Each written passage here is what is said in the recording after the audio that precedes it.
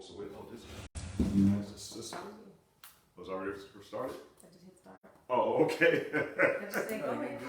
Oh, okay. All right. Shabbat shalom. Shabbat shalom, everybody. Shabbat shalom, Warren. Hey, hallelujah. Hallelujah. It's a pleasure being here again this evening on this Shabbat. I pray that everybody's having a beautiful Shabbat so far. I pray that the Father be with you, keep you safe and sound. And we at the congregation of Yashra'al are about to get started on today's lesson entitled Visions of Shamaym, Revelation Chapter 5. Visions of, again, Shamaym, Revelation Chapter 5. And what I'm going to do is blow the shofar, and we'll have the man of the house, Solomon, to bring us in with prayer. Hallelujah. Hallelujah.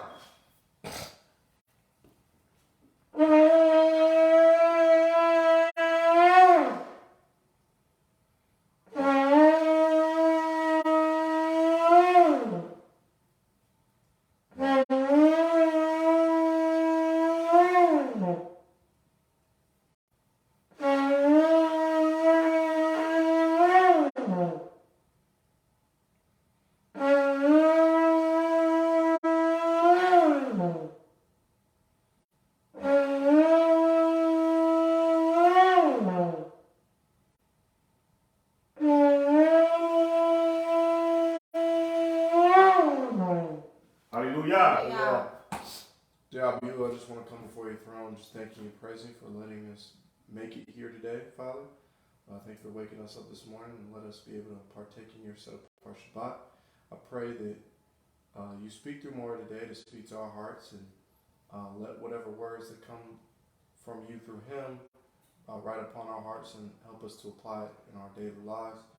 I thank you for all these things in your precious Son name, Yashra'al. Hallelujah. Hallelujah. Hallelujah. Hallelujah. Hallelujah. Hallelujah. Let's sing to the Father. Hallelujah. Hallelujah. Thank the Father for everything that we do, because without him we are nothing. Zero, zilch. It could not be done without the Father. Hallelujah. Turn this down here. Let's see if we can get some of the brothers and sisters to chime in. Those that were not able to make it, so give me 1 second here. Let me send out some invites.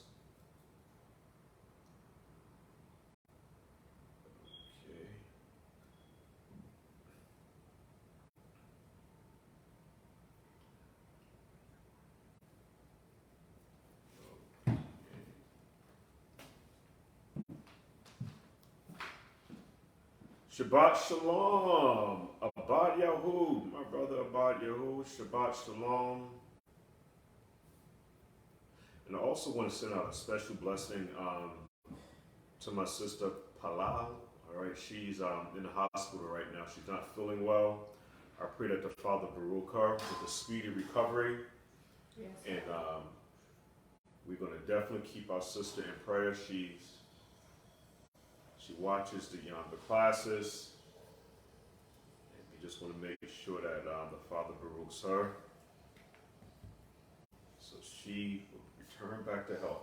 Okay, Mr. McCall, like we do in all the classes that we do, all right, here at the congregation of Yashra'al, we want to make sure that we give all praises, all honor, respect to the Father Ab Yehuda for everything that he has been doing for the nation of Israel. We are forever in the Father's debt, and without the Father, we can do nothing. So all of our gratitude, our love, our mercy is supposed to be shown towards the Father, again, because without him, we are nothing. Hallelujah. Hallelujah. We also want to make sure that we give all hallelujah to God. Appreciate that. Yes. All right. We also want to make sure that we give all esteem to the Father for sending his Son, Yahushua HaMashiach, who is that atoning sacrifice for the nation of Yashra'al. He is the mediator. He is our link to the Father. And because of the wickedness of our people together as a community, we need that representation, all right, to speak for us on our behalf, which is the Mashiach. And so we thank, again, the Father for sending his Son, again, to be that atoning sacrifice for the nation of Yashra'al. Hallelujah. Hallelujah. So, Mishpachah, what we're going to do is we want some scriptural proof on love and redemption. All right? That's going to be key. Love and redemption. So we're going to look at the book of Genesis first. The book of Bereshit, the book of Genesis, the 12th chapter. Genesis, the 12th chapter. And let's see if we can get some help here on love and redemption before we get into the lesson here. All right. Verse 1. Now Yahuwah has said unto Abram, get thee out of your country, and from thy kindred, and from thy father's house, into a land that I will show thee. So we see now the only way when things get tough that the Father can actually communicate with us, a lot of times we're going to have to separate from the family, all right? Separate from the family, because sometimes that can be a distraction, and we can't have any distractions on our walk in righteousness with the Father. So again, in order for Abram to become Abraham, he needs to separate himself so he can have that connect. All right, we can't have anything to interfere with that direct connect to the Father. Now, watch how it goes now. Once we're obedient to the Father, and we see as Abraham's relationship begins to grow with the Father. Now, if Abraham is obedient now, verse 2, and I will make of thee a great nation, or a great people, and I will bless you, Abraham, and make your name great, and thou shalt be a blessing. Verse 3, and I will bless them that bless you, and curse him that curse thee. This last part sometimes causes some problems. And in thee, in Abraham, shall all the families of the earth be blessed. So we see here now that the Father is trying to fulfill his promise. He's trying to make a covenant with Abram, whose name later on will be Abraham because he was obedient to the Father. So as our faith, our trust builds with the Father, we see now the name begins to change, as it changed with Sarah. Sarai, her name became Sarah.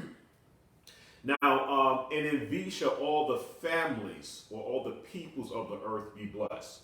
Let's see exactly what does that mean. We're going to go to the book of Jeremiah, the 31st chapter. The 31st chapter. Let's see who exactly the Father is dealing with.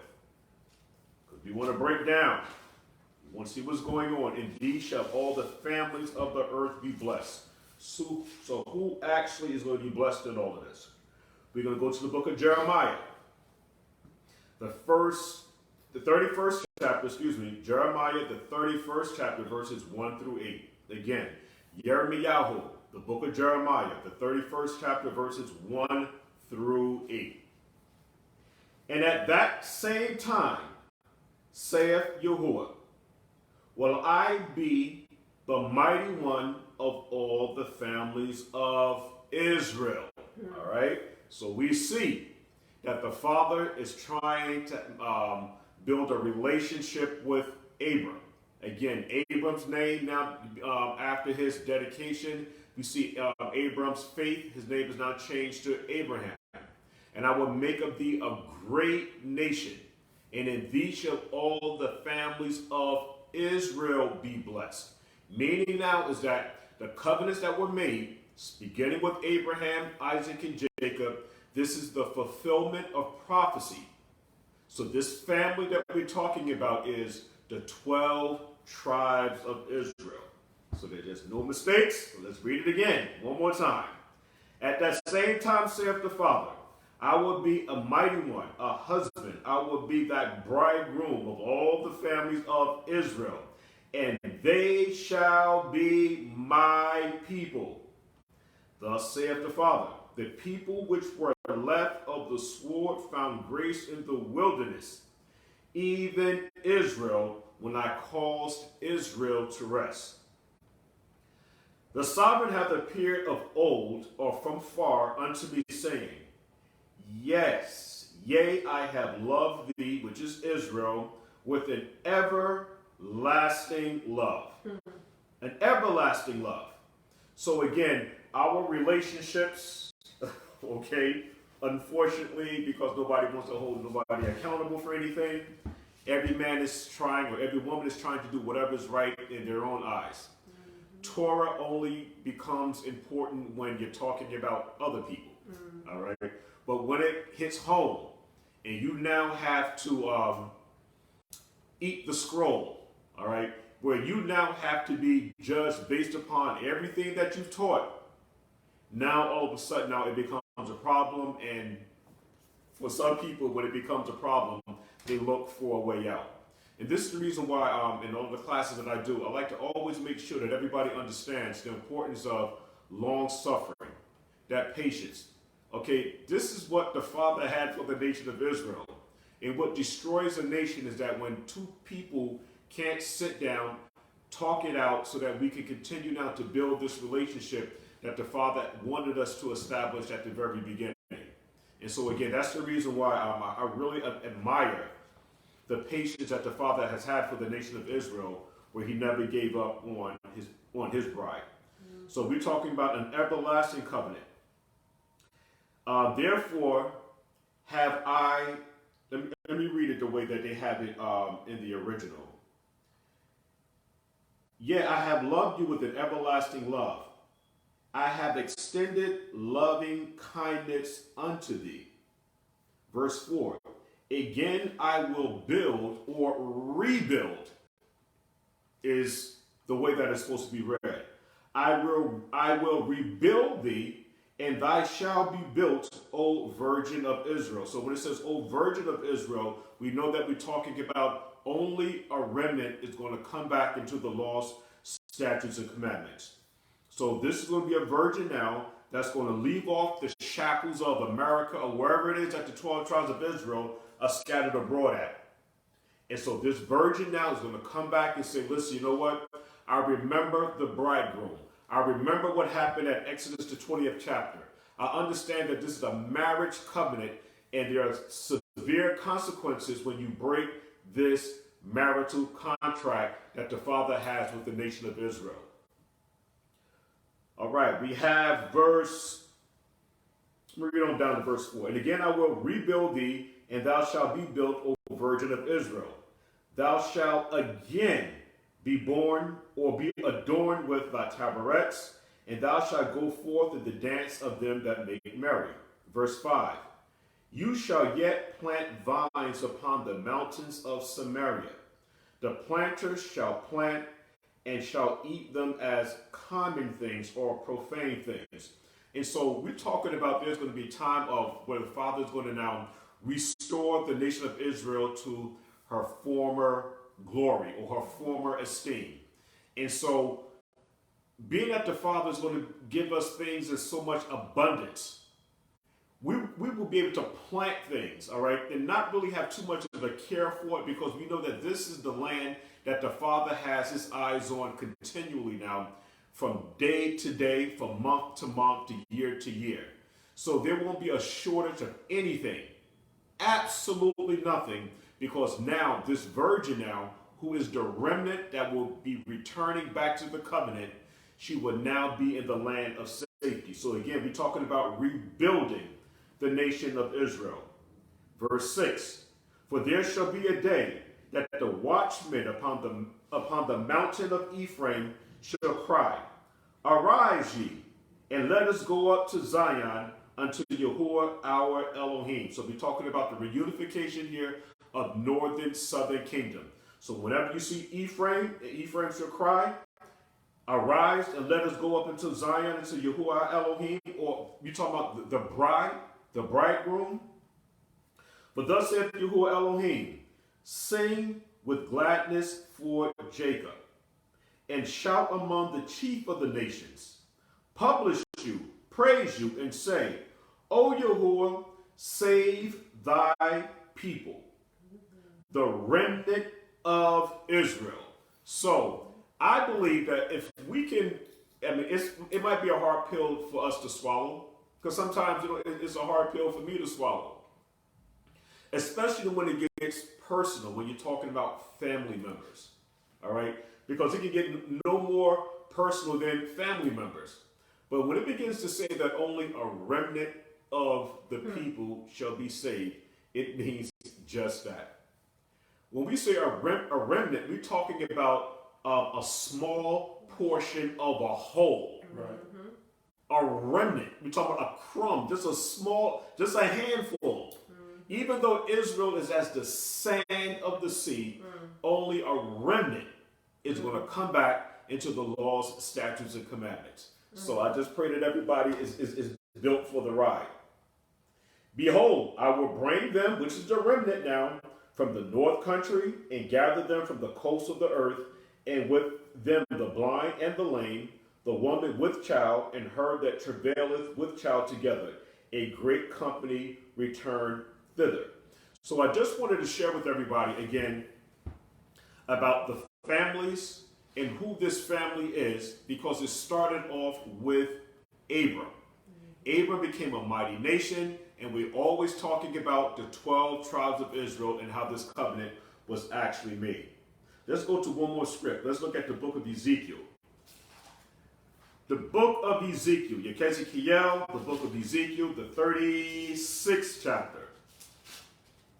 Ezekiel 36, and we're going to start with verse 5, and we're going to read down to verse 9.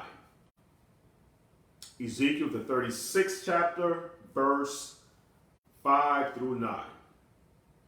Therefore, thus saith Yahuwah Elohim, surely in the fire of my jealousy have I spoken against the residue of the heathen, and against all Idumea, Edom. All right? Rome is Edom. Period. Again, Rome is Edom. And the Father has spoken against the residue of the heathen and against all Idumea, which have appointed my land, which is the nation of Israel, including the people. You have appointed my land into their possession. Let me back up here a little bit. And against all Idumea, which have appointed my land into their possession, with the joy of all their heart, with despiteful minds to cast it out for prey. Prophesy therefore concerning the land of Israel, and say unto the mountains and to the hills, to the rivers and to the valleys, thus saith Yahuwah Elohim, behold, I have spoken in my jealousy and in my fury, because you have borne the shame of the heathens. And yes, we have. We are a broken people. Therefore, thus saith Yahuwah Elohim, I have lifted up my hand. Surely the heathen that are round about you shall bear their shame.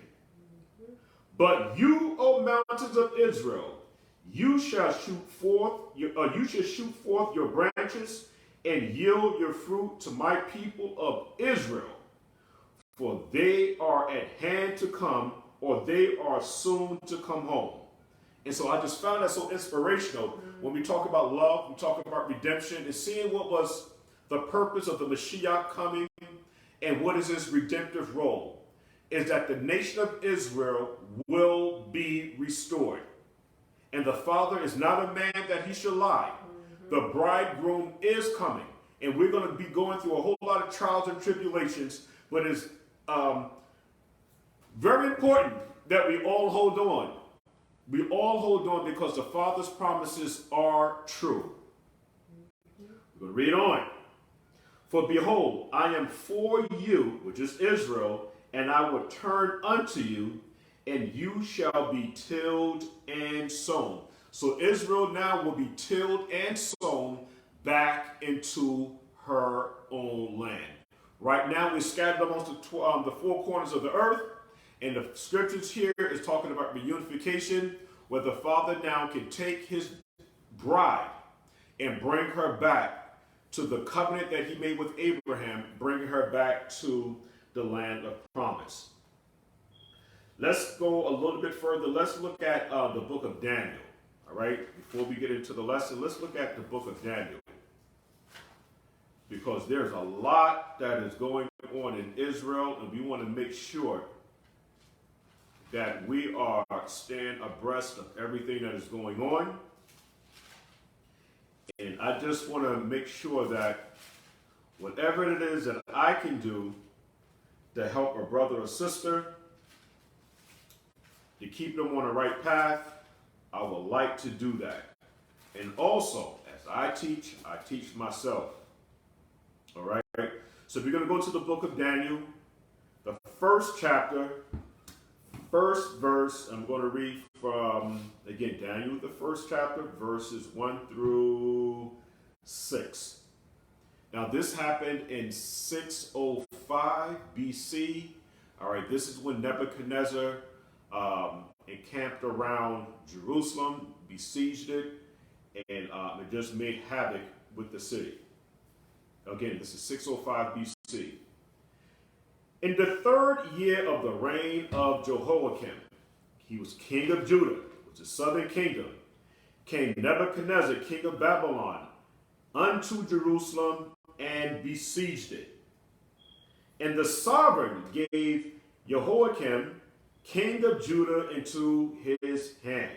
Now, what I found interesting here is that we have now, because of the disobedience of southern kingdom, and we have Jehoiakim, it made mention now is that the Father gave Jehoiakim into the hands of Nebuchadnezzar. So whenever we're not obedient to the Father will use the other nations now to chastise the nation of Israel. Yes, absolutely. And it's a terrible thing to fall into the hands of the Father. Because when the Father starts to chastise, he plays extremely, extremely rough. All right, extremely rough. And the reason why the Father plays extremely rough with his chastisement is because the Father has been sending his prophets, his seers, judges, governors, elders, leaders, waking up early, all right, saying, come back into the laws, the statutes, and commandments. So we see here now, it got to a point where the Father now is bringing, all right, Nebuchadnezzar against Jerusalem. Verse 2, and Yahuwah gave Jehoiakim, king of Judah, into his hands, which part of the vessels, with now part of the vessels of the house of Elohim. So we have here now is that Jehoiakim is king. And now we having Jehoiakim, who's responsible for the temple, for all the merchandise, all of those things there. We're going to now have Nebuchadnezzar come and take all of the precious vessels out of the Father's house and even out of Jehoiakim's house, and now bring them now to Nebuchadnezzar's house. Now these are sinners. These are now, what's the word I'm looking for? These are now deceivers. They're now liars. These people now follow other gods or mighty ones. And so now what they're going to do is take the precious things that belong to the Father and that belong to Jehoiakim now and make them now idolatrous. Let's read on. And Yahuwah gave Jehoiakim, king of Judah, into his hands, with part of the vessels of the house of the Father, which he carried into the land of Shinar, to the house of his God. And he brought the vessels into the treasure's house of his God. Verse 3, and the king spoke unto Ashpenaz, the master of his eunuchs, that he should bring certain of the children of Israel and of the king's seed and of the princes. So he's taken the very best of Jehoiakim and the very best of the children of Israel. Now, these children in whom there was no blemish, but well favored and skillful in all wisdom, and cunning in knowledge, and understanding science, and such as had ability in them to stand in the king's palace. Now watch this now. So he took these children who were well skilled in Torah, who were followers of the Father and understanding the law, statutes, commandments of our forefathers. But watch what he does now. And whom they may teach the learnings and the tongue of the Chaldeans. So this is what happens when we go into captivity. We now become like birds of prey. And so now we're in submission now to the king now that has us in submission. And he's going to now deprogram you. You're going to now go to his schools, and he's going to now teach you his customs and his language. And when that happens now is that you see as it is today. Whenever you ask a person, can we judge our relationship according to Torah? A lot of times our people don't know what that means. It's because we have been indoctrinated in the ways of our oppressors. And this is what the Father's trying to show us right here now, is that he's going to take now the very best from Israel, and especially from the king's seed, and teach them now the tongues of the tongue of the Chaldeans. And the king appointed them a daily provision of the king's meat and of the wine which he drank, so nourished them 3 years, that at the end thereof they might stand before the king. So now, when you're in this strange land, you're going to now learn their customs, and you're going to now begin to eat their foods. So everything about you now begins to change. And so now we have Ezekiel, the 37th chapter now, that these are now called the Valley of Dry Bones. And the reason why we're called the Valley of Dry Bones is because we don't know who we are. We collectively as a people have lost our identity. The only way that we can rekindle this relationship that we once had, we must make sure that we return back to the covenants that the Father made with our forefathers, again, Abraham, Isaac, and Jacob. So he nourished them now 3 years, that at the end that they might stand before the king. Let me read down here just a little bit more. And now among these were of the children of Judah now, their names now were Daniel, Hananiah, Mishael, and Azariah. Now watch what happened. Unto whom the prince of the eunuch gave the names. So to further distance you now from your culture, I'm going to now teach you the ways of the land, of the Babylonians. All right. You're going to now eat the king's food, and I'm going to now change your names. You see what's going on here now? I'm going to now change your names. I want to get you as far away from your Hebrew culture as possible to get you now in submission to what I want you to do. Just a little bit more here. And to the princes of the eunuchs gave names, for he gave unto Daniel the name of Belshazzar, and to Hananiah Shadrach, and to Mishael Meshach, and to Azariah Abednego. All right, so these are not Hebrew names. It is not describing their character and the type of relationship that they have with the Father.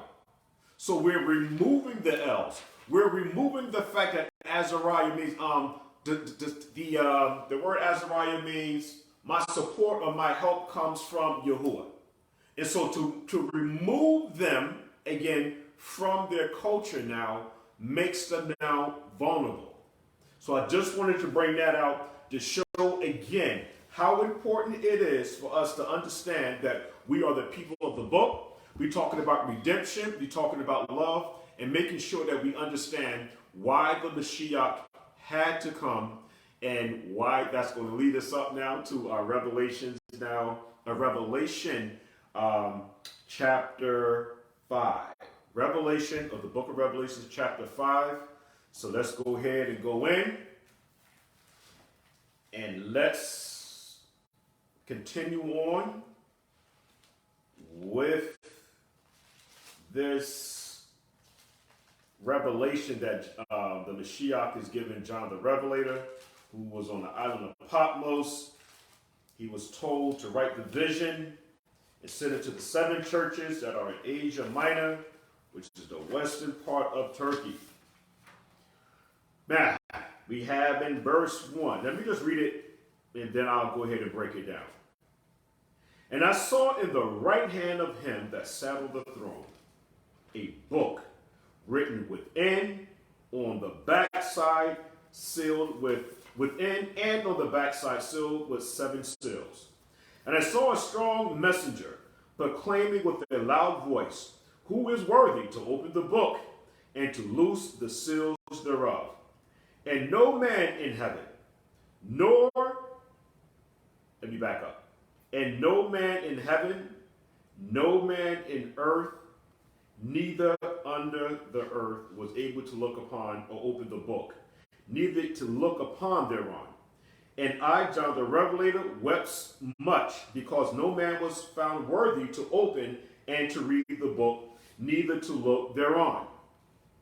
And one of the elders said unto me, weep not, behold, the Lion of the tribe of Judah, the root of David, hath prevailed to open the book and to loose the 7 seals thereof. And I beheld, and lo, in the midst of the throne, and on the 4 beasts, and of the 4 beasts, and in the midst of the elders stood a lamb, as it had been slain, having 7 horns, 7 eyes, which are the 7 spirits of the Father, sent forth into all the earth. And he came and took the book out of the right hand of him that sat upon the throne. And when he had taken the book, the 4 beasts and the 24 elders fell before the Lamb, having every one of them harps and golden vials full of odors or incense, which are the prayers of saints. And they sang, now watch this, a new song, saying, Thou art worthy to take the book and to open the seals thereof, for thou wast slain and hast redeemed us to the Father by your blood out of every kindred and tongue and people and nation, and have made us unto our Father kings and priests, and we shall reign on the earth. And I, John the Revelator, beheld, and I heard the voice of many angels round about the throne, and the beasts, and the elders, and the number of them was 10,000 times 10,000, and thousands of thousands, saying with a loud voice, Worthy is the Lamb that was slain to receive power, and riches, and wisdom, and strength, and honor, and esteem, and blessings. And every creature which is in heaven, and on the earth, and under the earth, and such as are in the sea, and all that are in them, heard I saying, Blessing, honor, glory, and power be unto him that sit upon the throne, and, conjunction, and unto the Lamb forever and ever. And the 4 beasts said, Amen. And the 24 elders fell down and worshiped him that liveth forever and ever. Hallelujah. So, my first question, all right, and it's just a rhetorical question. I'm not really looking for an answer, because we're going to go through the answer. What is the first thing that John the Revelator sees?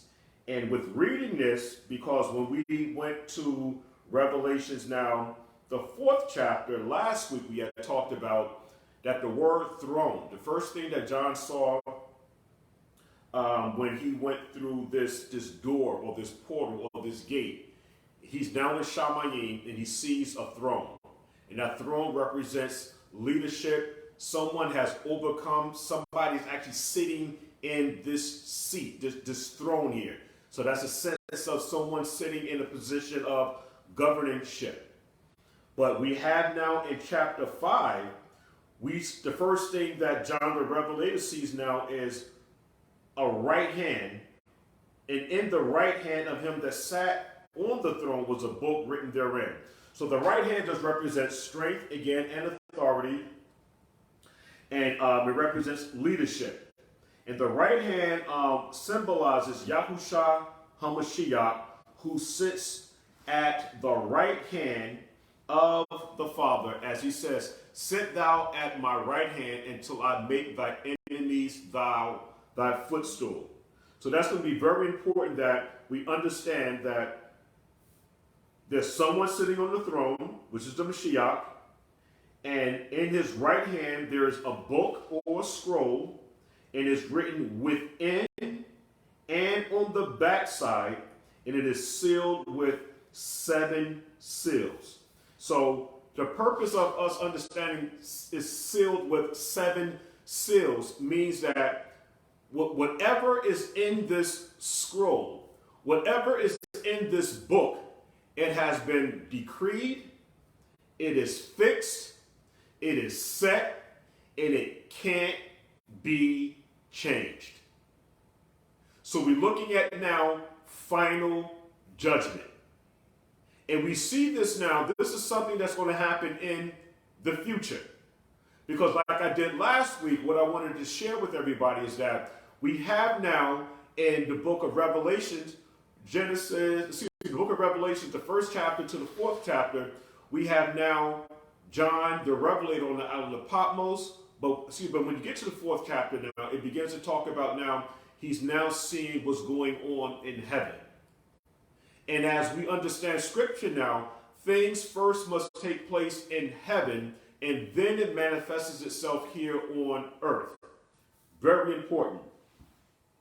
So what I would like to do, I want to show what all of this means. I want to go to the book of Exodus, the 32nd chapter. All right? Exodus, the 32nd chapter. Let's see if we can make this thing as easy as possible. Because the only way that we can clearly understand what's going on in the book of Revelations, we must make sure that we understand the writings of Isaiah, Jeremiah, Ezekiel, and Daniel.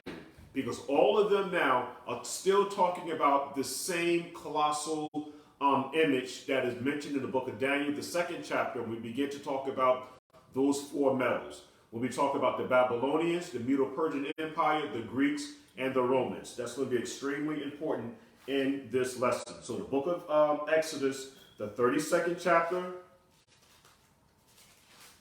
Exodus, the 32nd chapter.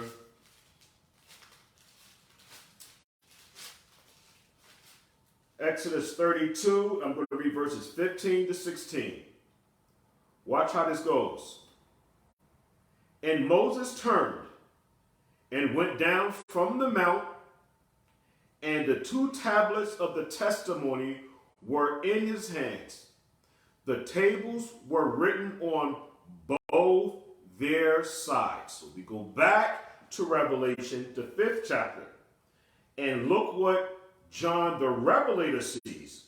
And I saw in the right hand of him that sat on the throne a book written within and on the backside, and it was sealed with 7 seals. So you go back again to the book of Exodus, the 32nd chapter, verse 15, because these are the instructions that the Father we see with Moses to give to the nation of Israel, and we see now these 7 seals written on both sides. And again, when it is written by the Father, it is set. You can't change it. Can't change it. Just as you can't change what is written now in Exodus the 20th chapter, this ketubah, this agreement that the Father has with the nation of Israel, you are the bride. And it is your responsibility to fulfill your promise that you to the covenant, because the nation of Israel said, I do. And being now that Israel broke the covenant, so we see in Revelation the 5th chapter, we're going to see now judgment being placed upon the nation of Israel, and it is written on the inside and the outside because of disobedience. The tables were written on both sides, on the one side and on the other were they written. And the tables were the works of Elohim, and the writing was the writing of Elohim graven upon the tables. It can't be changed. Let's go to Exodus the 31st chapter, because when something is written again by the Father, I want that to be clear. When it is written by the Father, we know that the Mashiach is acting as a mediator. When we have the Father speaking and it is then sit down by a mediator, it cannot be changed. It is a fixed, set marriage. And if you break the covenant, all right, these are the consequences. Now, the book of Exodus, the 31st chapter, I have 17 to 18. It is a sign between me and the children of Israel forever. So to get a clear understanding of what's going on here, you have to read all of Exodus, the 31st chapter. But we're talking about here the Shabbat, which is one of them. It is a sign between me and the children of Israel forever. For in 6 days Yahuwah made heaven and earth, and on the seventh day he rested and was refreshed. And he gave unto Moses, when he had made an end of communing with him upon Mount Sinai. So what happened at Mount Sinai, there was a wedding. And this is the sign that's forever. The marriage is forever. The divorce decree was given because of the hardness of your heart.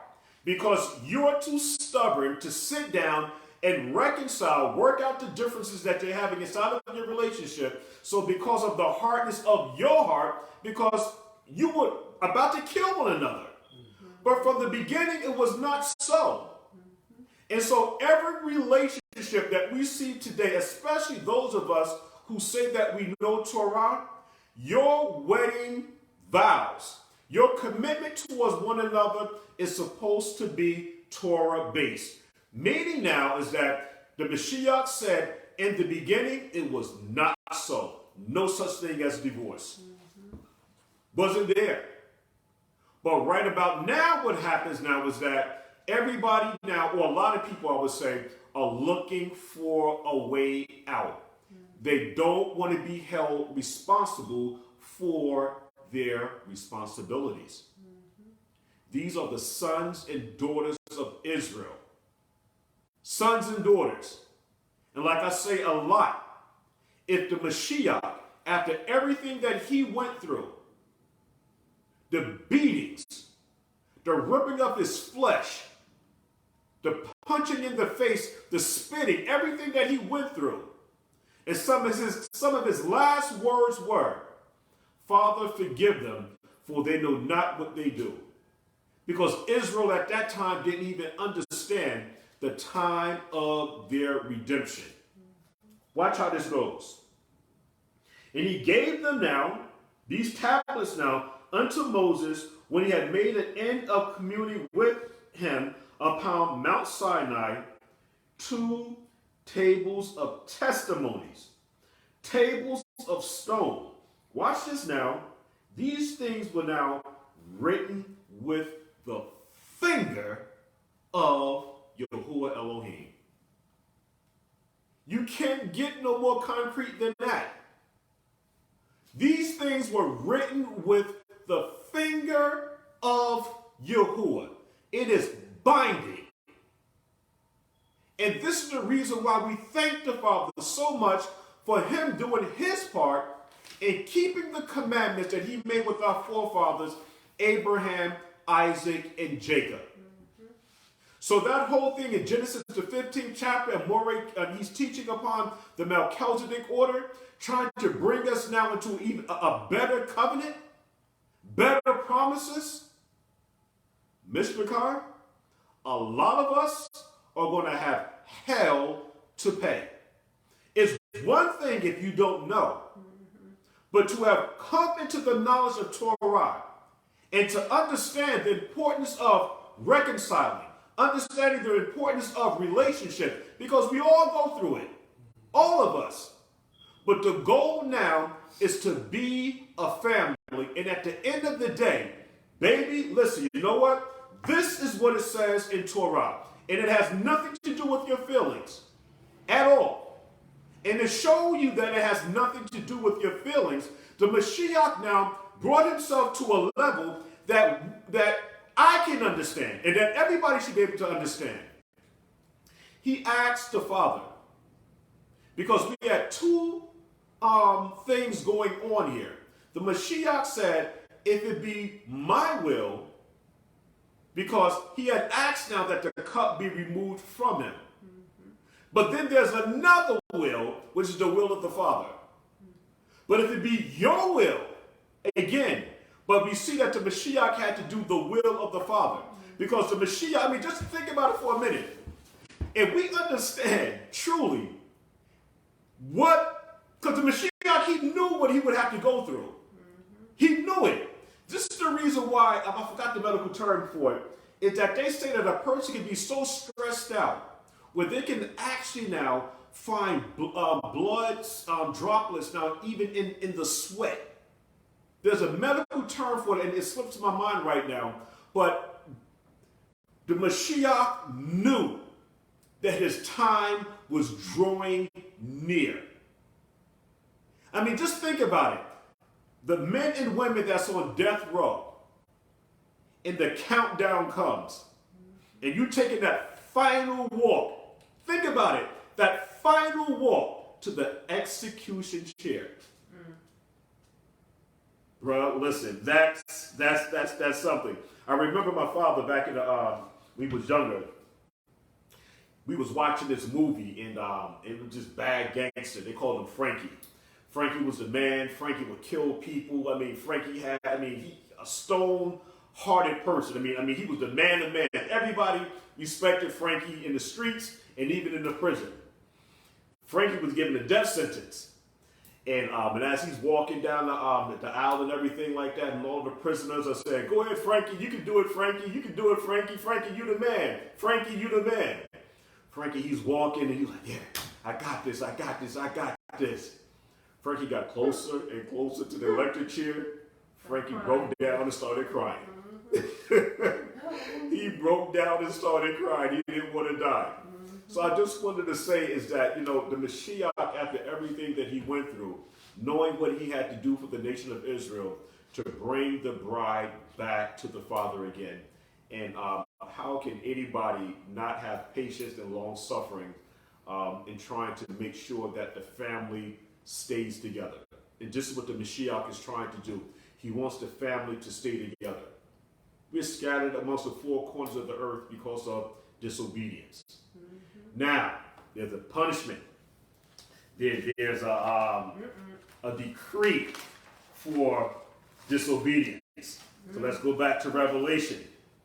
Revelation, the 5th chapter.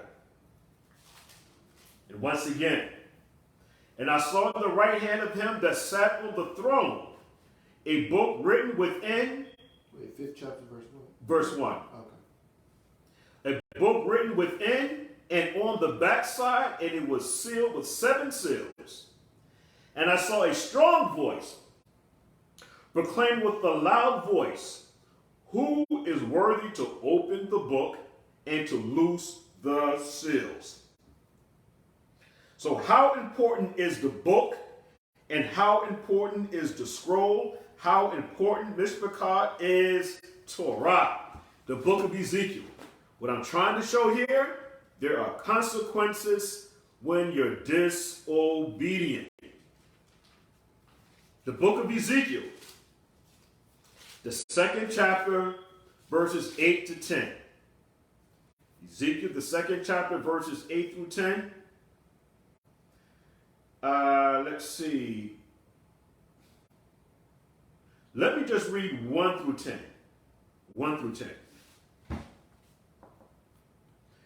Okay, so we have been told to Ezekiel 2 and 1. He said unto me, Son of man, stand upon thy feet, and I will speak unto thee.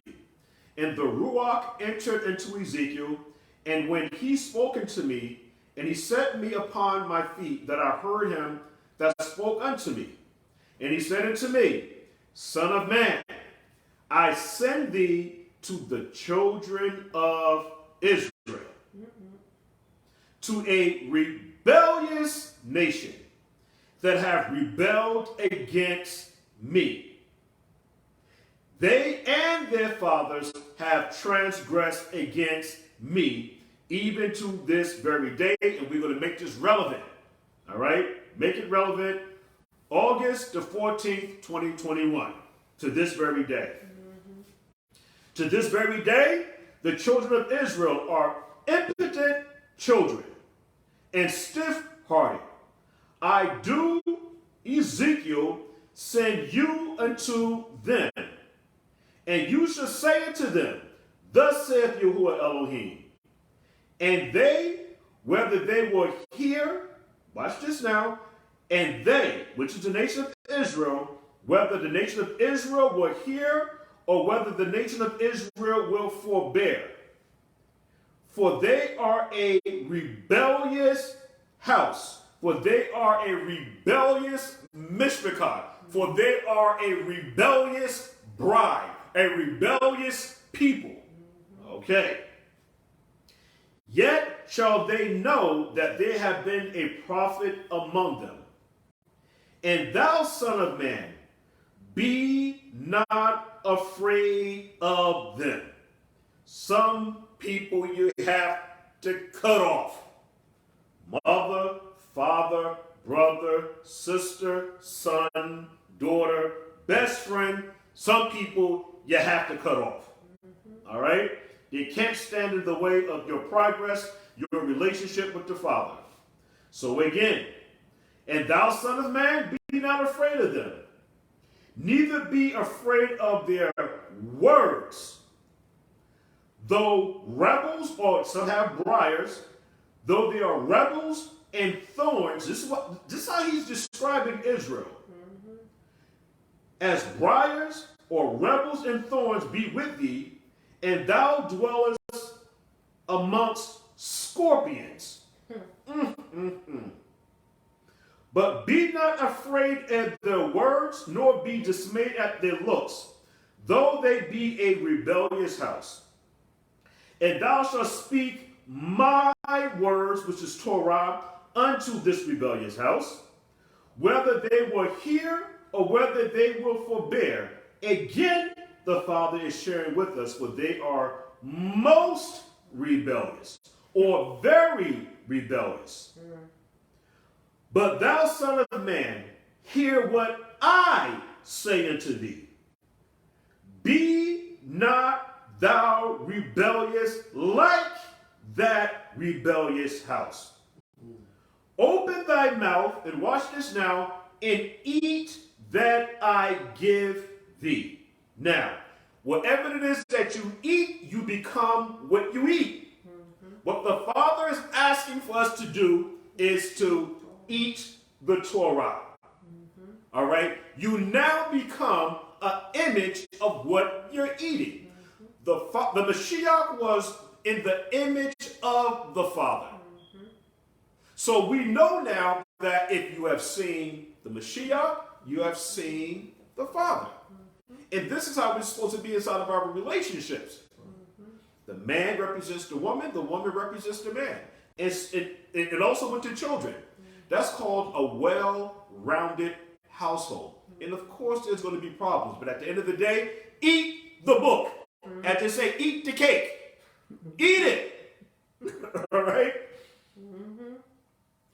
And when I looked, behold, a hand was sent to me. Let me go back.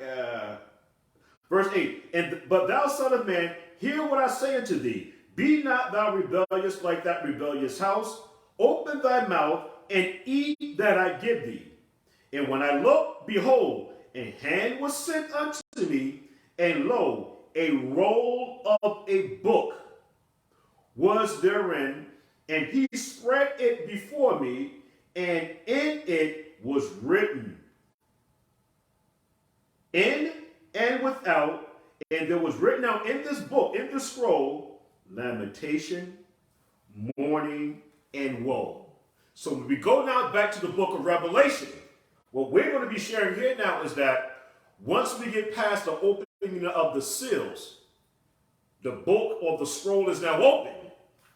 Now what's about to happen is that we're going to now begin to see the trumpets. See, there's a sequence to all of this. And once we get the proper understanding of all of this, it should be enough to make anybody say, listen, you know what? I better straighten up. Because this roll that John the Revelator is seeing in the right hand of him that's sitting on the throne is about to break each of those 7 seals. Then the question comes now, who put the seals on the roll? There's 7 of them. And we know now when a king sends a letter, you know that it's authentic because of his signet that he puts on the postal stamp or the scroll of the letter that he's sending. This thing is serious, but it's going to be up to the individual whether or not he or she is going to take it serious. Because Mori Eliyahu has been sending birth pain videos. What's about to happen? And this is no great mystery where, oh, Kassadaba is able to see into the future. No, this is basic common sense. What do you think is going to happen, okay, within the next 2 weeks I'm going to say the next 3 weeks, because we should now at that point have all schools open. And it's talking about this COVID case, the Delta variant is rising. What do you believe is going to happen now when the FDA approves, okay, this Pfizer and this Johnson & Johnson vaccine? I'm here to share is that if the Father don't intervene, we're going to be in a whole lot of trouble. This is just how serious this thing is becoming. Not knowing the long-term effects of this vaccine, come on now, this thing is getting that much, it's getting crazy. Because right now you have California, you have New York, and I believe it's Hawaii. Those 3 states there have already got mandates already in place. Already. So I pray that we're understanding what's going on with the one that is sitting on the throne, and in his right hand, the right hand represents authority, and he has this scroll. Okay. Ezekiel, the 3rd chapter, and I'm going to read just verses 1 through 3. Watch how this goes. Moreover, he said unto me, Son of man, eat that you findest. Eat this roll, and go speak unto the house of Israel. So what he's now taking in, these are the words of the Father, and now take these words to the children of Israel and give them warning that Nebuchadnezzar is about to come in and destroy the nation of Israel because of disobedience. It's about to happen. But every time we see that the Father is going to execute judgment on Israel, he always gives the nation of Israel a chance to repent. I'm going to give you a chance. And the reason why we have to really acknowledge the oh boy, the opportunity to return is because once time is up, time is up. Okay, watch what happens. Just as in the days of Noah, when the door was closed, it was closed. It's closed. There's nothing we can do. And I don't. Done. Yeah, I mean, we love our families. We love our husbands and our wives, and we love them. But once the door is closed, I mean, just put yourself there. People are screaming and hollering. These are people that know you. And this is the reason why the father had to shut the door. It gets to the point now, these are your loved ones. And you're like, this, I don't want to hear it. It's just too much. Too much. And not everybody's going to be able to make it when you see now your loved ones dying. What do you think is going to happen now is that when things hit the fan, where there might be only 10 people in the whole city, and you're walking and stepping over dead bodies, the Father is not playing. This is the reason why I brought out a couple of weeks ago what happened now during the siege of Jerusalem. And as Eusebius began to explain, which is more graphic than Josephus. As Vespasian now was coming into Jerusalem, there were so many dead bodies in the Sea of Galilee with the boats now, as they were coming in to take over Jerusalem, the boats were hitting the dead bodies that was floating in the river, in the Sea of Galilee. Eating your own children. You know what? What I'm going to do? Tonight, we eat my son. Tonight, we eat your son. This is what we were doing. And to make it so interesting now is that these things were shared with us in the book of Deuteronomy, the 28th chapter. You're going to eat your children in the siege if you're disobedient. Okay. So I opened my mouth, and he caused me to eat the roll. And he said unto me, this is the third verse, Son of man, cause thy belly to eat, and fill thy bowels with the roll, and I gave thee. Then did I eat it, and it was in my mouth as honey for sweetness. Now, let's look at some more of this here. Revelation, the 10th chapter. We're talking about this roll, right? This scroll, this book. Revelation's the 10th chapter. And we're going to read verses 9 through 11. This is John the Revelator. All right? And I went unto the angel. This is 10 and 9, Revelation. And I went unto the angel and said unto him, Give me the little book. And he said unto me, Take it, and eat it up, and it shall make thy belly bitter, but it shall be in thy mouth sweet as honey. And I took the little book out of the angel's hand and ate it up, and it was in my mouth sweet as honey. And as soon as I had eaten it, my belly was bitter. Now, let me read out one more verse. And he said unto me, Thou must prophesy again before many peoples and nations and tongues and kings. So this is the same thing that's going on with Ezekiel. And so we see now, what happens a lot of time with our people, Coach, is that when we come into the walk, it's all good. I mean, it sounds good. We're the Hebrew Israelites. You know what? The Father loves the nation of Israel. We have a kingdom to inherit. But once now we swallow it. Because it's one thing to eat it, it's in your mouth and everything like that. Once you begin to digest it, it's in your belly, and you now have to walk it. It becomes bitter. It's a problem. It's an issue now. But we must eat the roll, eat the book, as Ezekiel did, as John the Revelator did, and now you have to now become what you just eaten. And now we have Ezekiel and we have John the Revelator now prophesying against the people. It all sounds good and gravy at first. Mm-hmm. Oh, we're going to have servants and slaves, and we're going to do this, and we're going to do that. You know, payback is a blah. We're going to do all of this. Oh, yes. Sign me up. Absolutely. Sign me up. All right, I'm a Hebrew Israelite. Okay, Aki. Okay, Akoti. Listen, you know what?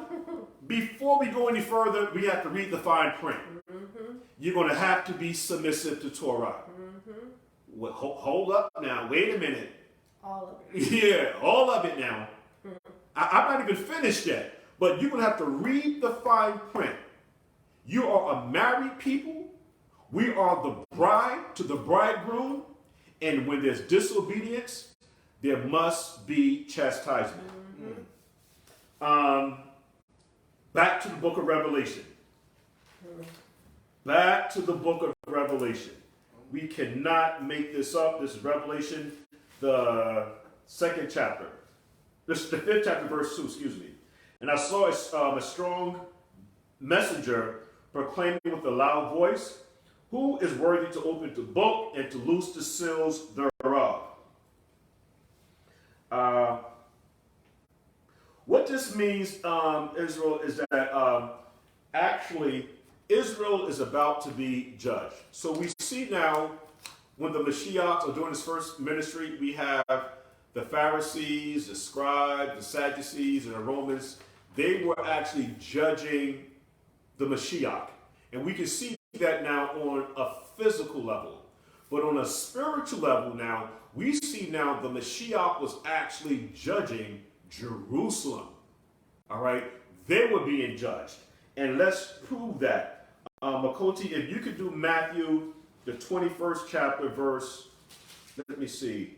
Matthew, the 21st chapter, just the 23rd verse. Matthew 21, 43, excuse me. Matthew 21, 43. Is that the one? Yes. So again, watch how the Mashiach is actually now judging Israel. Matthew 21, 43. Matthew 21, verse 43. Mm-hmm. Therefore say I unto you, the kingdom of Elohim shall be taken from you and given to a nation bringing forth the fruits thereof. Hallelujah. So we know now that at this time we don't have proper leadership in Israel. Those priests were not of the Zadokite priest line. Okay, and we know that the kingdom of Elohim is going to be taken from them and given to a nation or a people bringing forth the fruits thereof. So we're talking about New Jerusalem, and we're talking about where there's going to be proper leadership or headship inside of the temple, where the Zadokites now will be the ones in the resetting of the order in Jerusalem, and that the temple now in Jerusalem is going to be destroyed. So again, therefore I say unto you, so he's talking about the religious leaders, the kingdom of heaven shall be taken from you, because there was actually now closing the door, okay, to Israel, because they would say one thing and do another. And by the scribes and Pharisees not recognizing the Mashiach and who he was, they were actually again closing the door. If we can have Solomon, if you can do Matthew, the 23rd chapter, verse 38. Oh, you know what? Let me do 42 to 46. All right. Matthew. Yeah, let me do that. Okay, because I forgot something here. Matthew 21, 42 to 46. Let me just read it. Okay. This is the book of Matthew, the 21st chapter, verse 42. The Mashiach said unto them, did you never read in the scriptures? The stone which the builders rejected. Again, the stone which is the Mashiach, which the builders with the scribes and the Pharisees now rejected. The same stone is become the head of the corner. This is the Father's doing, and it is marvelous in our eyes. Therefore I say unto you, which are the scribes and the Pharisees, the kingdom of Elohim should be taken from you and given to a nation bringing forth the fruits thereof. 44. And whosoever, talking about the scribes and Pharisees, shall fall or fail on this stone shall be broken. But on whomsoever it shall fall, it will grind him to pieces or to powder. Verse 45. And when the chief priests and the Pharisees had heard his parable, they perceived that he spoke of them, and he did. But when they sought to lay hands on the Mashiach, they feared the multitude because they took him for a prophet. All right. So now we're going to go to the book of Matthew, the 23rd chapter. And we're going to have Solomon please to read verses 37 to 39. So the book of Matthew, the 23rd chapter, verses, know what? Do 31 to 39. Matthew 23:31 verses through 39. Wherefore ye be witness unto yourselves that ye are the children of them which killed the prophets. Fill ye up then the measure of your fathers, ye serpents, ye generations of vipers. How can ye escape from damnation of hell? Wherefore, behold, I send unto you prophets, and wise men, and scribes, and some of them ye shall kill and crucify, and some of them shall ye scourge in your synagogues and persecute them from your city to city. That upon you... Now watch the judgment. Watch the judgment now. Because now the scribes and the Pharisees have done these things that we just mentioned now from verses 31 to 34, watch now the judgment that the Father now, or the Mashiach, is going to place upon the Pharisees. Read it. That upon you may come all the righteous blood shed upon the earth, from the blood of righteous Abel. From the blood of righteous Abel, they're going to be held responsible for. Read on. Unto the blood of Zacharias. Whoa. Unto the blood of Zacharias, son of Barchias, Barchias, whom ye slew between the temple and the altar. Verily I say unto you, all these things shall come upon this generation. In this generation. This generation now. Read on.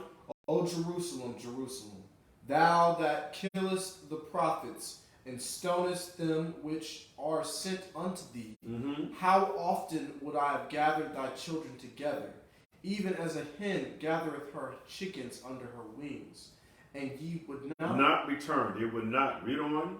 Behold, your house is left unto you desolate. For I say unto you, ye shall not see me henceforth, till ye shall say, blessed is he that cometh in the name of Yahuwah. Hallelujah. Hallelujah. Hallelujah. So we're going to go back here to verse 2. And I saw a strong angel proclaim with a loud voice, who is worthy to open the book and to loose the seals thereof? And no man in heaven, nor no man in earth, nor under the earth was able to open the book, neither to look thereon. And I, John the Revelator, wept much because no man was found worthy to open and to read the book, neither to look thereon. So let's look at now these 7 seals and why they're so important. Chapters, let me see, when the seals are open, seals 1 through 4 is going to describe the wars and the rumors of wars. Again, seals 1 through 4 are going to describe the wars and rumors of wars. Seal number 5 is going to describe the cries of the martyrs. Again, seal number 5 is going to describe the cries of the martyrs. So seal number 6 is going to talk about the disturbance of the political system in Rome. the disturbance of the political system in Rome. That's going to be seal number 6. Seal number 7 is going to describe the regime change and the introduction to the 7 trumpets. So again, once the 7 seals are broken, we're going to now be walking into the 7 trumpets. So we have in verse 5, we're back in the book of Revelation, the 5th chapter, because now we have who's going to be worthy now to open the book.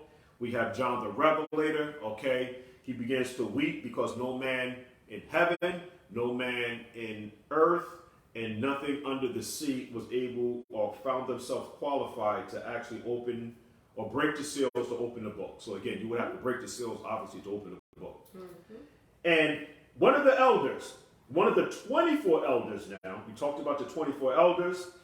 Last week, one of the elders said unto me, weep not, behold, the Lion of the tribe of Judah, okay, the roots of David have prevailed through his death and resurrection now to open the book and to loose the 7 seals, or to break the 7 seals. So let's go to the book of Isaiah. We want to prove everything.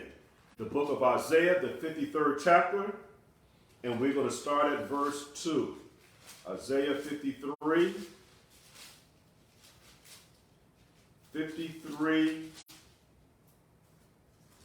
verse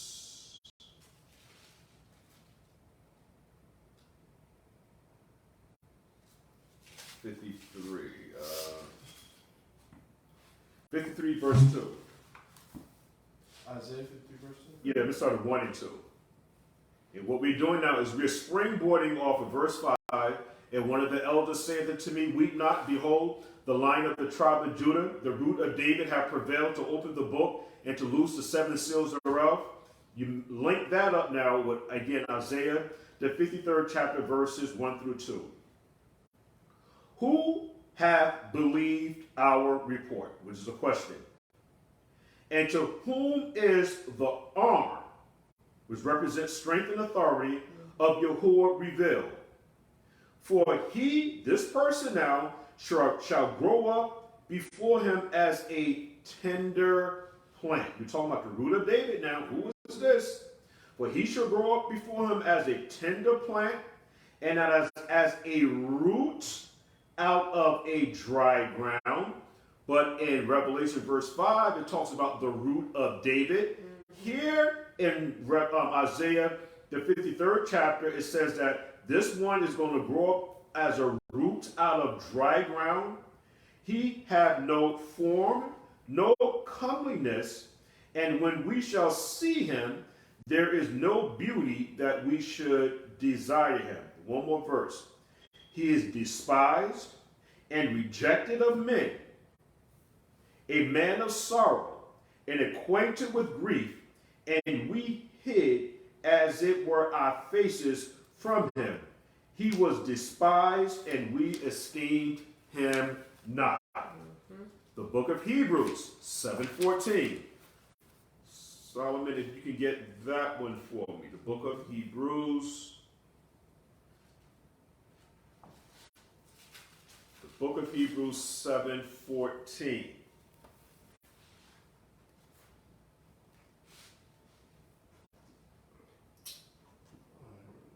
Hebrews, what? 7:14. 7:14. Yes, sir. Here we go. Hebrews 7:14. For it is evident that our Elohim sprang out of Judah. Sprang out of what tribe? Judah. Of which tribe Moses spake nothing concerning priesthood. Okay, Isaiah 11 and 1. The book of Isaiah 11 and 1. Isaiah 11 and 1. And there shall come forth a rod out of the stem of Jesse, and a branch shall grow out of his roots. One more, Genesis 49 and 10. This rod, because that rod represents strength and authority. And we see that the one that is sitting on the throne, and in his hand he has a scroll or a book written within and without. And again, that right hand, that throne, all of this represents authority, and rulership. Genesis 49 and 10. Let me read that one right quick. Yeah, Genesis 49 and 10. If there are any questions, let me see if anybody had any questions here.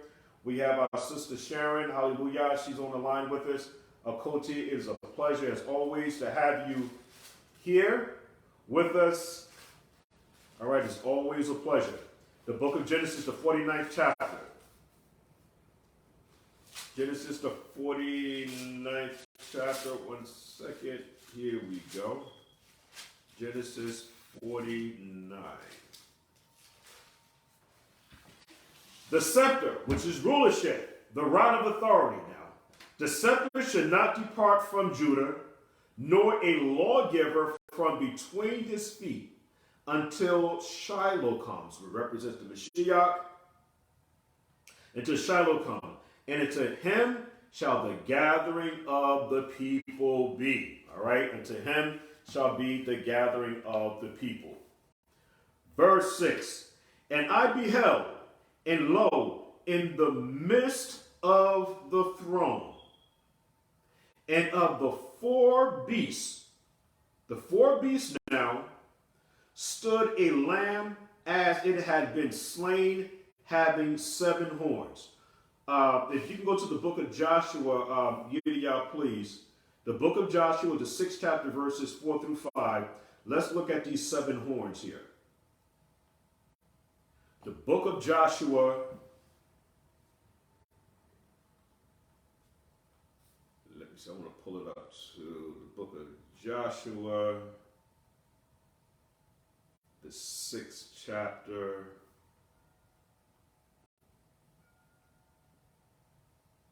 Four through 5.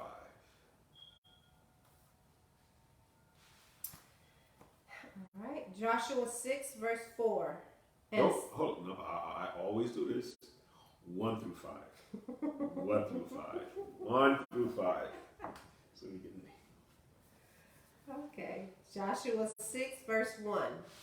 Now Jericho was straitly shut up because the children of Israel.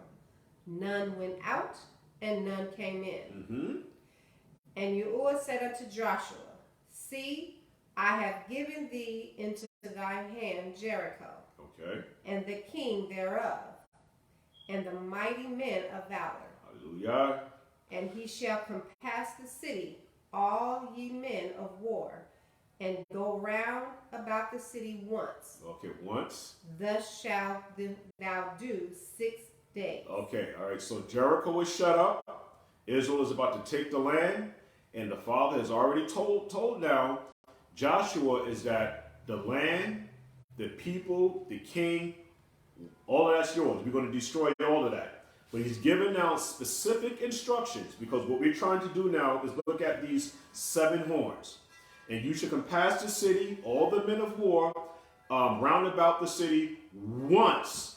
And this should be done 6 days. Read on. And 7 priests shall bear before the ark 7 trumpets of ram's horns. There we go. Read it. Mm-hmm. And the 7th day ye shall compass the city 7 times, and the priests shall blow with the trumpets. And it shall come to pass that when they make a long blast with the ram's horn, and when ye hear the sound of the trumpet, all the people shall shout with a great shout, and the wall of the city shall fall down flat, and the people shall ascend up every man straight before him. Okay, hallelujah. So we see now in the book of Revelations, it talks about these 7 horns. So these 7 horns are actually trumpets. So these are trumpets here, and we're going to see how important these trumpets are. Let's also look at now the 7 eyes. The 7 eyes. If we can go to the book of Zechariah, all right? The book of Zechariah, I just want to make sure I fine-tune all of this. The book of Zechariah, the 4th chapter. I'm going to read verses 8 through 10. The book of Zechariah, the 4th chapter, verses 8 through 10. 4, 8 through 10. Moreover, the word of Yahuwah came unto me, which is Zechariah, saying, the hands of Zerubbabel have laid the foundation of this house. His hands shall also finish it. And thou shalt know that Yahuwah of hosts hath sent me unto you. For who hath despised the day of small things? For they shall rejoice and see the plummet in the hands of Zerubbabel.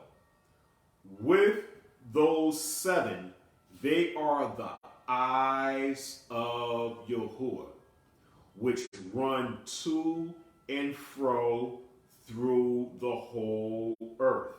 So now these 7 eyes, we see that the 7 horns represents 7 trumpets.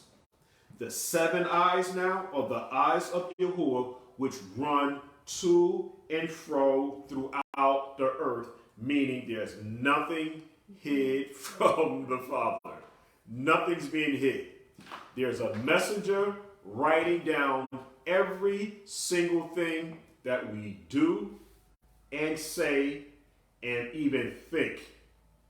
I mean, so that's so important. We're going to have to be able to leave everything that we've learned in this wicked system alone and come back into complete obedience to Torah. Because these 7 eyes, okay, they go to and fro throughout the earth, and these are watchers, watching and recording every single thing. I want to go, let me read on down, because it's pretty much about it. And when he had, verse 7, and he came and took the book out of the right hand of him that sat upon the throne. Verse 7. Revelation, verse 5 and 7. And he came and took the book out of the right hand of him that sat upon the throne. And when he had taken the book, the 4 beasts, okay, and the 24 elders fell before the Lamb, having every one of them harps and golden vials of odors, which are the prayers of the saints. And they sung a new song, not the song that Miriam and the women of Israel sang when we came out of Egypt. That was a beautiful song. How the Father now drowned all of the Egyptians, and Israel is now safe and sound. That was a beautiful song. Now, again, in order to understand how to read the book of Revelation, because again, I've been talking about this preterist doctrine and whether everything has taken place or are certain things future. And I do agree that a lot of this has been fulfilled. But do I believe that all of it has been fulfilled? No, absolutely not. No. All right, so to prove that, we're going to go to the book of Isaiah about this song. The book of Isaiah 42. And that's going to be, we got about 5 more scripts, and you can just read straight through those and we'll be done. Isaiah, the 42nd chapter. Isaiah 42. Isaiah 42, 10 to 13. Sing unto Yahuwah a new song, and his praise now from the end of the earth, that you may go down to the sea and all that is therein, the isles and the inhabitants thereof. Let the wilderness and the cities therefore lift up their voice. The villages, the Kedar doeth inhabit. Let the inhabitants of the rocks sing. Let them shout from the top of the mountains. Let them give esteem unto Yahuwah and declare his praise in the land. Yahuwah shall go forth as a mighty man. He shall stir up jealousy like a man of war.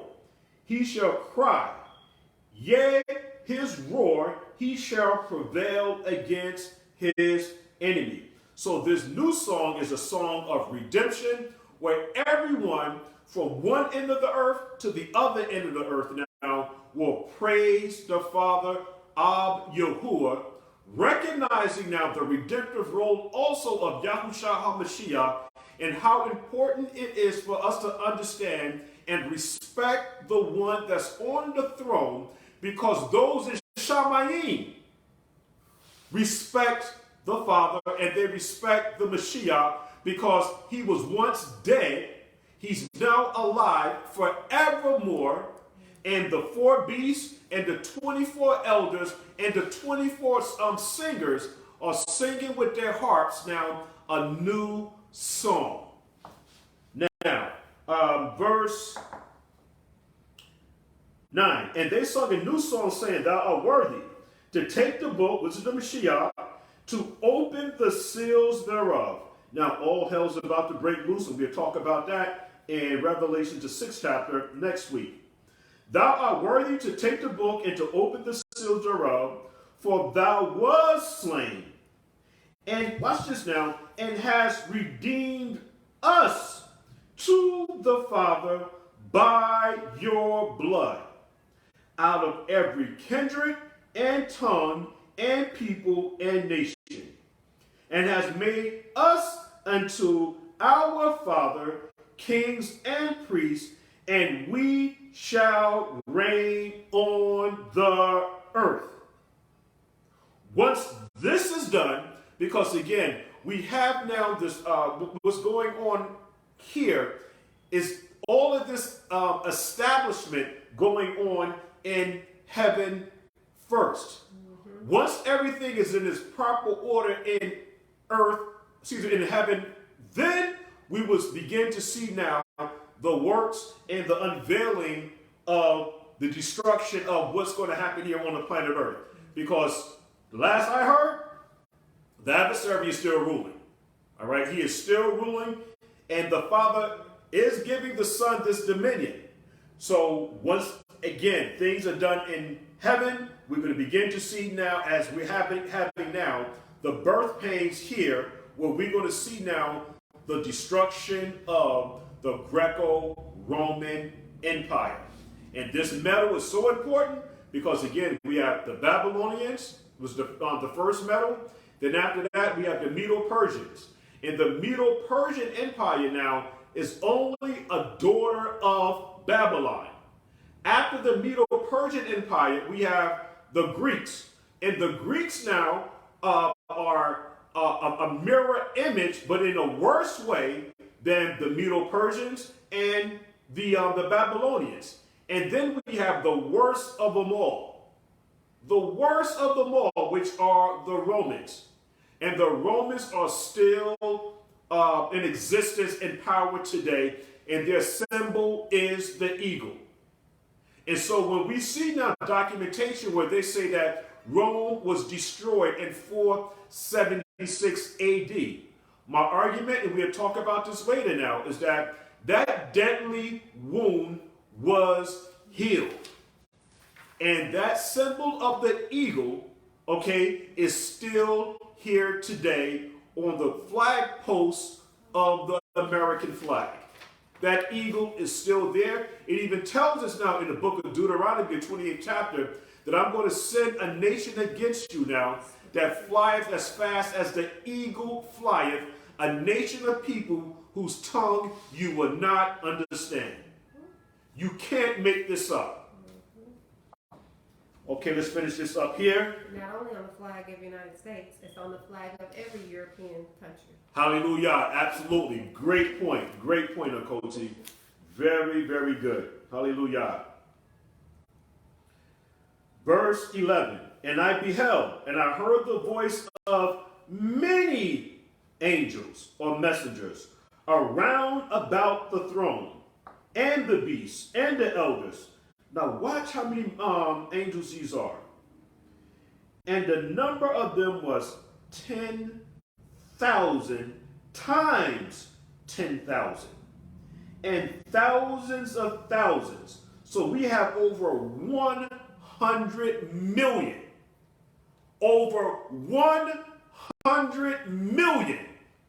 Over that.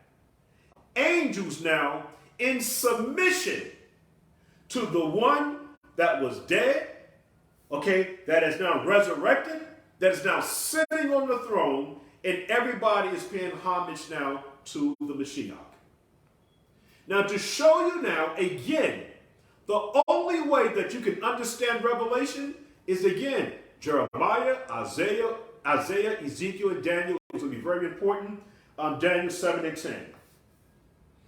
Daniel 7 and 10.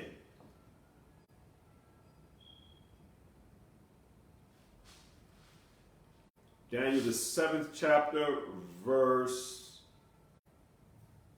10. I'm at 9 and 10. I beheld, till the thrones were cast down, and the Ancient of Days did sit, whose garment was white as snow, and the hair of his head like pure wool. Go back to Revelations now. The first chapter, all of this is explained. Okay, the white garment, his hair white like pure wool. His throne, because it's mentioned 42 times in the book of Revelations, his throne, or of his authority now, was like the fiery flame, and his wheels as burning fire. A fiery stream issued and came forth from before him. Thousands ministered unto him, and 10,000 times 10,000 stood before him. The judgment was set. The judgment was fixed. The judgment can't be changed. And the books were open. So I can't see how anybody can dispute. We're talking about books being open way back in the book of Daniel. So Daniel was able to see now in the Ruach HaKodesh, because a portal, a gate, a doorway was opened up to Ezekiel, and he was able to see in the future now the Mashiach sitting on a throne. But you have gainsayers now who believe that they can have a relationship with the Father without using the mediator, Yahushua HaMashiach. I just don't get it. And I don't even argue with folks like that. Listen, you know what? If that's what you believe, fine, so be it. That's where I'm at right now about that whole thing. So we have Daniel, the 7th chapter, all right, confirming even the vision that John the Revelator had. And all of this now is happening in Shamaym. Saying with a loud voice, worthy is the Lamb. Again, saying with a loud voice, all of these messengers and angels and beasts, 24 elders, saying with a loud voice, worthy is the Lamb that was slain to receive power, riches, and wisdom, and strength, and honor, and glory, and blessing.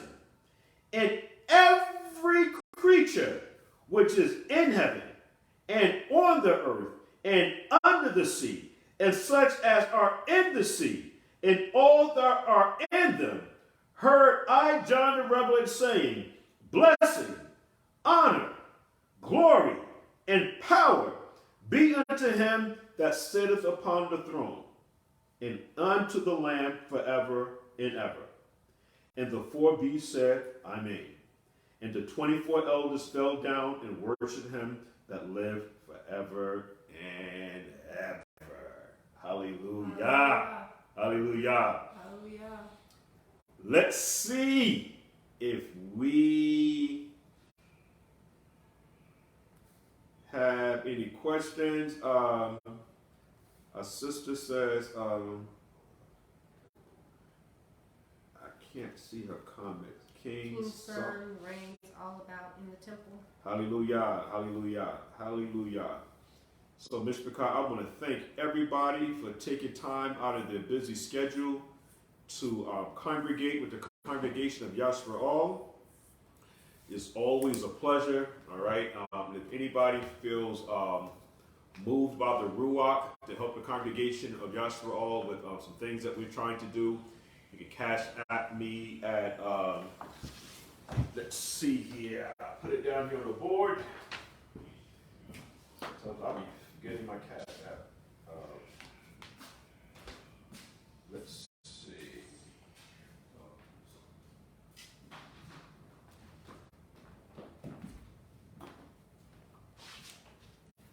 Write this cash app down right quick so we can. Yeah, dollar sign. KASADAHVA.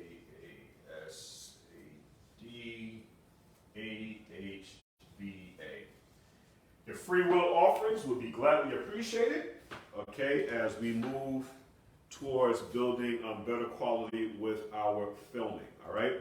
So with that, Mr. Carr, I'm going to say shalom, shalom. But this is what we'll do. We'll I'll blow the shofar for our 7 times, and we have the man of the house to end us with prayer.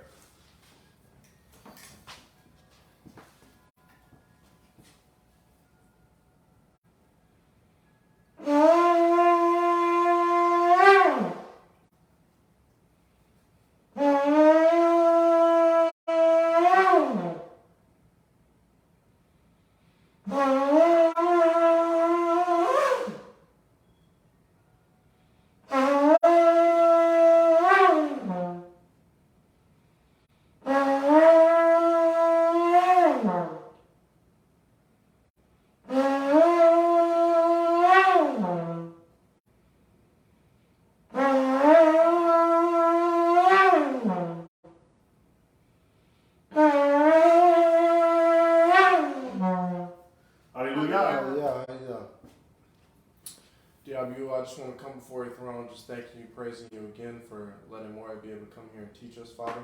Hallelujah. These lessons are preparing us for what is to come and keeping our mind ready, our hearts ready to and open to receive you when you do send your son back, Father. And I pray that you help us to be steadfast and keep our eye on the end goal. Help us to walk the walk and stay on our mark, Father. That's right. Hallelujah. And even though we may stumble and fall because we do sin, help us to get back up and walk again, Father. Yes, Father. Please do not let us forget. Please don't let us turn our face from you, Father. Lead and guide our steps in every way that we may go, in any encounter that we may, anything that we may encounter. I pray that you just keep us, keep your hand upon us, our congregation, us in our daily lives, the congregations that congregate with Yashra'al, and wake your people up, Father, whether it be through us or someone else. Your people scattered across the 4 corners of the world, Father. I pray all these things in your Son's precious set-apart name. Hallelujah. Hallelujah. Hallelujah. Hallelujah. Hallelujah. Hallelujah. Let me just say just a few more words here too. Father Abba Yehovah, obviously we want to give thanks and honor to you through your son Yashra'al HaMashiach. Father Abba Yehovah, we pray that you Baruch, our executive Maury Eliyahu. He's a little under the weather. Father Abba Yehovah, we pray that you Baruch him, that he recovers and he's back on his feet as soon as possible. We pray that you bless his household, him, his Isha, and just everybody that's under his covering, Father, you just watch over them. Yes, Father Abihu, I pray for the Simmons family that you continue to bless Zabul's household, yes, keeping everything in order, keeping the family together, Father. Yes, Father Abihu, I pray that you Baruch my family, Father, my Isha, my son, Father, that you keep all of us in one accord and in the oneness of your Torah. Yes. Father Abihu, I pray for the 12 tribes of Israel that are scattered abroad, Father, yes, and that you pour out your Ruach HaKodesh upon them. Yes. Father Abihu, I pray for Sister Palal, Father, that you Baruch her. She's not feeling well. I pray that you pour out your Ruach HaKodesh. And all these things that we're asking, Father, we pray that you do this in your name so yes, that your name would be uplifted, Father, and that all the esteem belongs to you through your son, Yashra'al HaMashiach. Yes. We pray, Father Abihu, for Salt Community, that you baruch them, Father. Yes. I pray for Hiram and his family, Father, that you baruch them, Father. I pray for, again, just all of the people that really have a strong desire to do your will.